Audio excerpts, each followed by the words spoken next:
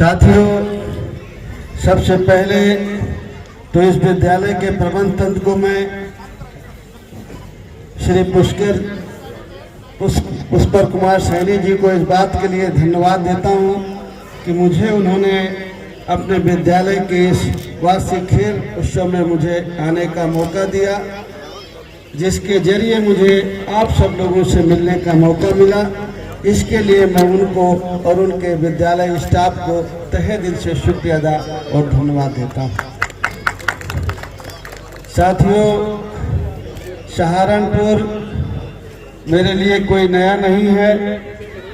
मैं बहुत सालों से, लगभग 30 सालों से सहारनपुर आ रहा हूँ और नकुड़ भी मैं बहुत आया हूँ, रुका हूँ।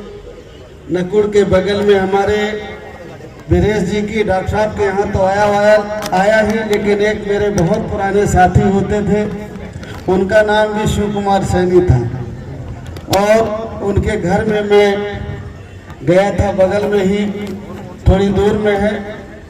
कई दिन मैं उनके यहाँ रुका और खाना खाया। बहुत सारे साथी मेरे यहाँ पुराने जानने वाले हैं। 30 साल पहले मेरे भी बाल काले होते थे, मेरे साथियों के भी बाल काले होते थे।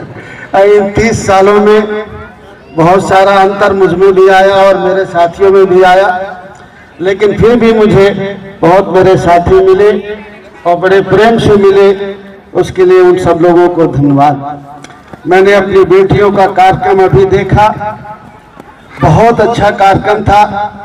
जिस तरह से आप लोगों ने तैयारी की, उन बेटियों ने पेश किया, उसके लिए मैं उन बेटियों की तैयारी को सलाम करता हूं और आप सभी स्कूल के साथियों को धन्यवाद देता हूं।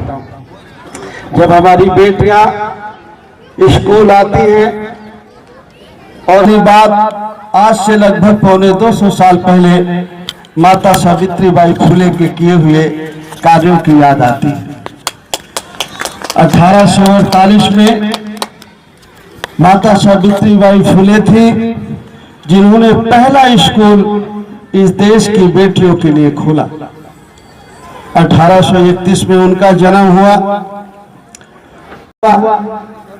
उसके बाद उनके संपर्क में आने के बाद महात्मा ज्योतिबा फुले ने उन्हें शिक्षित किया और उनको आगे करके 1848 में पुणे में हमारे देश की बेटियों के लिए पहला स्कूल खोला।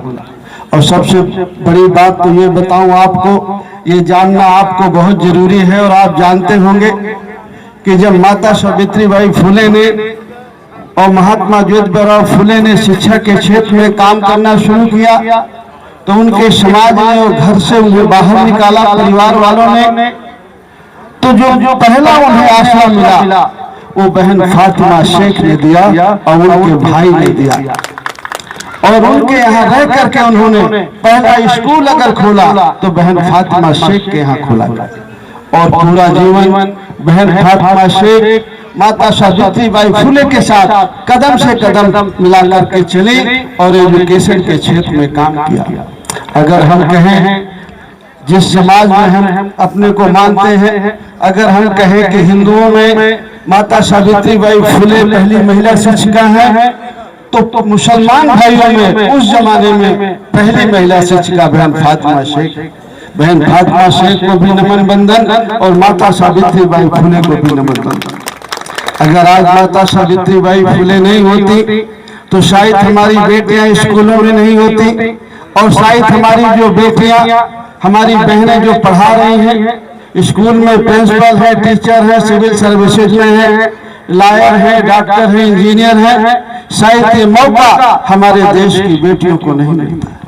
इसलिए मैं अपनी बेटियों से भी कहना चाहता हूँ कि हमें माता सावित्रीबाई फुले को याद करना है और जो उन्होंने योगदान हमारे लिए किया, बिना कुछ स्वार्थ के, बिना किस लालच के, ये सोच के दिया कि हमारे आने वाली पीढ़ियां इस देश को आगे बढ़ाने का काम करेंगी और आगे तभी बढ़ सकता है जब वो शिक्षित होंगी, शिक्षित होकर के अपने समाज को शिक्षित करेंगे। मैं आज इस विद्यालय के प्रबंधन को भी धन्यवाद देता हूँ कि उन्होंने एजुकेशन के क्षेत्र में एक अच्छी शुरुआत की और बच्चों को अच्छी शिक्षा देने का काम कर रहे हैं। अक्सर लोग कहते हैं और सच भी है कि जब बेटियां पढ़ती हैं तो दो घर शिक्षित होते हैं, एक मायका और एक ससुराल, दोनों पर शिक्षित होते हैं।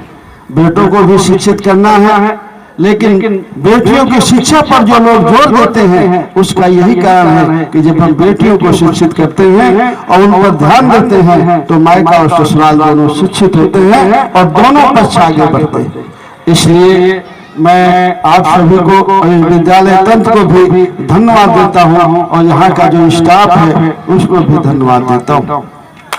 आज मुझे वार्षिक उत्सव में आने का मौका मिला। मैं एक ही का दो कार्यक्रम देख पाया। हमारे नन्हे मुन्ने बच्चे, मुझे जब वो बच्चे कर रहे थे तो थोड़ा लोगों ने मंच में घेर लिया, लेकिन मेरे अंदर जो उमंग, जो भावनाएं पैदा हो रही थी इन बच्चों को देख करके, कैसे अगर उनके माँ बाप होंगे तो वो भी बहुत खुश हो रहे होंगे अपने बच्चों को ऐसा कार्यक्रम करते हुए। इसलिए ऐसे कार्यक्रमों को बढ़ावा देना हमारा सबका दायित्व है कि बच्चे जहाँ शिक्षित हो इन कार्यक्रमों में भी भाग लें, खेल कूद में भी भाग लें, ताकि शरीर का विकास हो, मन का विकास हो और शिक्षित होकर के आगे बढ़े। साथियों, मैं आपके वार्षिक उत्सव में हूँ तो मैं बहुत सारी बातें नहीं कहना चाहूँगा, लेकिन मैं इतना कहना चाहता हूँ कि अगर हम चाहते हैं कि हमारे आने वाली पीढ़ियां अच्छी शिक्षित हो तो हमें शिक्षा के क्षेत्र में लगातार काम करते रहना होगा। और शिक्षा के क्षेत्र में हम लगातार काम तभी कर सकते हैं जब शिक्षा के लिए माहौल बने। सरकारें माहौल बनाएं और सरकारें अगर माहौल बनाने से चूके पीछे रहें तो हमें उस डिमांड को रखना चाहिए, हमें उस मांग को रखना चाहिए कि नहीं, हमारी जरूरत है शिक्षा, ताकि हमारे बच्चों की शिक्षा के लिए माहौल बने। और कोई भी व्यक्ति, कोई भी सरकारें जो शिक्षा के खिलाफ जाए बच्चों को, उनको हमें अलर्ट करना चाहिए, चौकन्ना करना चाहिए। और वो चौकन्ना हम तभी कर सकते हैं जब हम चौकन्ना करें। शिक्षा के क्षेत्र में, रोजगार के क्षेत्र में, हर क्षेत्र में हमें जागरूक रहने की जरूरत है। मैं बहुत सारी बातें आज इस मौके पे नहीं कहना चाहूँगा। मैं इतने कहूँगा कि माता सावित्रीबाई फुले से हमें प्रेरणा लेकर के, महात्मा ज्योतिबा फुले से प्रेरणा लेकर के हमें जीवन में आगे बढ़ने की शुरुआत करना चाहिए। उन्होंने अपने जीवन में ये सोचा कि हमें अपने आने वाली पीढ़ी को बढ़ाना है, अपने देश को बढ़ाना है, अपने समाज को बढ़ाना है। तो बिना किसी धर्म के, बिना किसी मजहब को माने हुए उन्होंने हर क्षेत्र में इस देश को, विदेश को, समाज को आगे बढ़ाने का काम किया। आप लोगों ने मुझे यहाँ बुलाया, आप सब लोगों से मुझे मिलने का मौका मिला, इसके लिए मैं आप सब लोगों को तहे दिल से शुक्रिया अदा करता हूँ और धन्यवाद देता हूँ। अपनी बात खत्म करता हूँ। बहुत बहुत धन्यवाद।